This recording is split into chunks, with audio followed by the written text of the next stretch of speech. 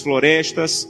E um dia ele foi na cidade de Sodo, uma cidade no sul da Etiópia, e conheceu um pastor chamado Tadessa Assai. Um homem de Deus que tinha uma especialidade. A especialidade do pastor Tadessa era pregar nos funerais. Onde tinha um funeral, o pastor ia. Então, quando a polícia sabia onde tinha funeral, ia lá porque o pastor estava pregando, pegava o pastor, prendia o pastor, espancava o pastor, soltava o pastor e ele voltava a pregar. E um dia a polícia ficou com tanta raiva que disse assim: nós não vamos mais soltar o pastor Tadessa, ele vai ficar preso agora. E ele pensou: já que eu vou ficar preso, vou pregar na prisão. E levou 22 a Jesus Cristo dentro da prisão. E a polícia disse: não vamos mais soltar o pastor Tadessa, nem vamos mais deixar ele preso, nós vamos matar o pastor Tadessa eletrocutado, para servir de testemunho para que ninguém mais queira seguir Jesus.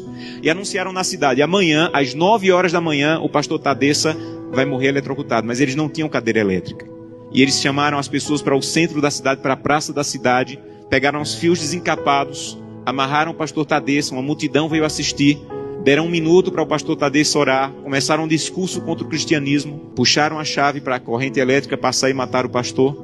Houve uma explosão, fumaça e faísca para todo lado, a corrente elétrica não chegou e o pastor não morreu. Desamarraram o pastor e disseram: vão para casa, um eletricista vai consertar a gambiarra e amanhã nessa mesma hora o pastor Tadessa morre. E o pastor Tadessa pensou: já que eu vou morrer amanhã, vou passar a noite em oração. E voltou para a cadeia e passou a noite em oração. No outro dia, a mesma coisa. A multidão veio, amarraram o pastor Tadessa, alguém havia passado o dia tentando consertar, puxaram a chave, explosão de novo, fumaça e faísca, a corrente elétrica não chegou. E a multidão começou a apertar tanto, fazer tanto barulho, que a polícia ficou temerosa, desamarrou o pastor e disse assim: vai embora daqui. E esse missionário estava lá, e disse que acompanhou o pastor Tadessa, e disse assim: pastor Tadessa, o que é que o senhor vai fazer? Um homem que passou 2 vezes pela morte, o que é que o senhor vai fazer? E ele disse assim: tem um funeral, e eu soube que tem um funeral, eu vou lá pregar. E ele disse assim: pastor Tadessa, eu represento milhares de cristãos na América, e nós estamos orando muito por vocês. E disse que o pastor Tadessa se virou, ficou com o rosto sério e disse assim: vocês na América estão orando por nós, aqui na Etiópia? Então volte para a América e diga que nós é que estamos orando por vocês. E ele falou: mas por que vocês estão orando por nós se vocês é que estão sendo perseguidos, pastor? E ele falou: irmão, ninguém na Etiópia acorda sem pensar. Nenhum cristão na Etiópia acorda sem pensar: hoje pode ser meu último dia de vida. Pode ser que hoje seja descoberto e seja preso e morto. Então, como nós não sabemos se esse é o último dia de vida, todo cristão na Etiópia passa o dia em oração. Não importa o que nós façamos durante o dia, passamos o dia em oração. Mas eu soube que as coisas vão muito bem na América e que tem cristão na América que consegue passar o dia inteiro sem orar. É verdade que tem cristão na América que consegue passar o dia inteiro sem orar? E ele disse assim: é verdade. Ele falou: você sabe que é proibido se reunir, mas nós precisamos tanto do corpo de Cristo que, mesmo sendo proibido, nós nos encontramos escondidos à noite, no escuro, na floresta, nos cemitérios, porque nós precisamos do corpo de Cristo. Mas eu soube que vocês têm igreja na América em todas as esquinas, e vocês podem entrar na igreja a hora que quiserem, que a polícia não vai entrar para espancar vocês. Mas eu soube que na América, no dia de culto, tem cristãos que ao invés de ir para a igreja, ficam em casa assistindo. É verdade que no dia de culto vocês podem ir a hora que quiserem, e vocês não vão, vocês ficam assistindo. É verdade que isso acontece na América, irmão? Ele disse assim: é verdade.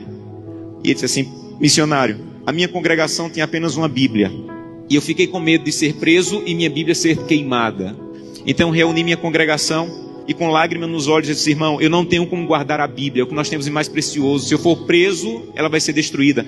Então eu comecei a rasgar as páginas da Bíblia e comecei a dividir para cada pessoa. Era mais fácil guardar porções da Bíblia do que uma Bíblia inteira com uma pessoa só. E quando eu estou à noite pregando, no escuro, no meio do meu sermão, eu digo: eu preciso de Isaías 53. E alguém lá do escuro começa a recitar do fundo do coração aquela página que ele levou rasgada para casa e decorou.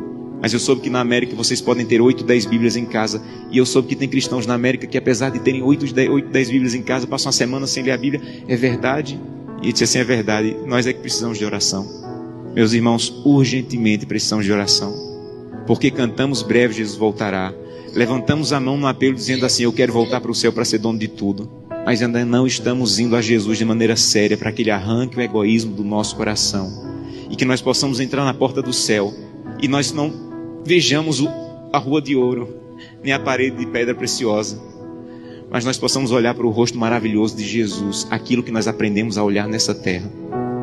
Eu tenho um sonho da minha vida: entrar na porta do céu segurando a mão de Gleice, minha esposa, e Glenda e Samuel, os meus filhos. Eu quero chegar em frente a Jesus. Eu quero dizer: Jesus, cheguei com minha família. Essa aqui é Glenda, Samuel e Gleice. E eu espero que Jesus diga mais ou menos assim: Josanã, eu já conheci a sua família, porque todo dia você ia à presença. a minha presença me apresentava. Só faltava conhecer pessoalmente, mas eu já conheço tua família. Sejam bem-vindos agora. Um prazer conhecê-los pessoalmente. Eu não quero ser pastor dessa igreja. Eu quero ir para o céu. E isso é mais profundo.